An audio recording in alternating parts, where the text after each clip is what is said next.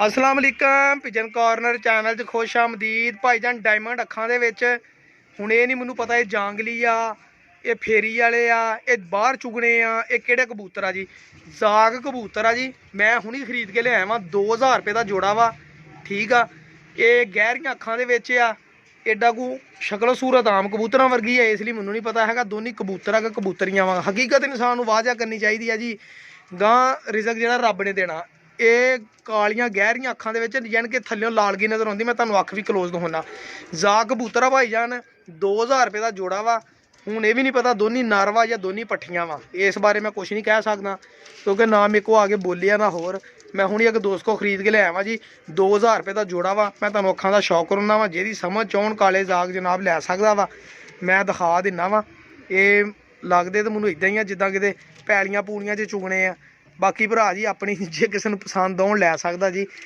बाकी जो ये नहीं समझ आउंदे तो कोई ऐसी गल नहीं, लट्ठे जांगली या फैंसी करके भी कोई लै सकदा। ठीक आ मेरा भाई, मैं तुहानूं अखां दिखा दिना वा, देख लिओ कैसियां अखां वा जी। Hello Pigeon Corner channel subscribe करो जी।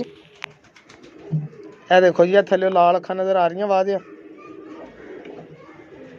ते मैं होर क्लोज कर दिना जी। ए देखो, ठीक है मेरे भाई। ये केव वा, इधर इधर इधर फट्टी ते बह। ए देखो ये केव वा जी, जाग एक है इहदे विच चिट्टे पर वा, इहदियां पलकां भी बोसकी आ, फड़ने बहुत औखे आ।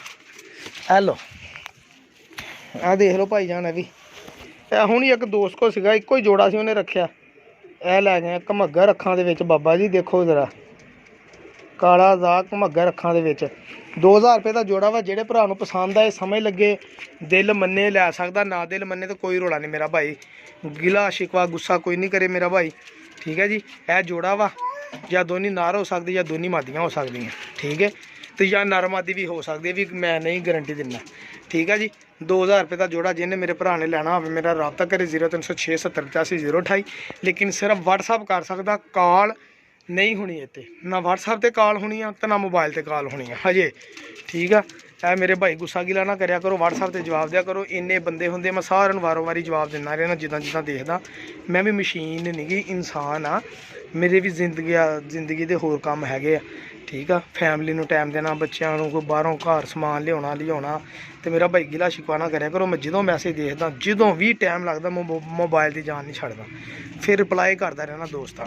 2-2 3-3 हज़ार बंदे नूं रिप्लाई करना कोई आसान काम नहीं है। ठीक है, मेहरबानी तुहाडी, बहुत शुक्रिया। अल्लाह हाफिज़, जज़ाकल्लाह।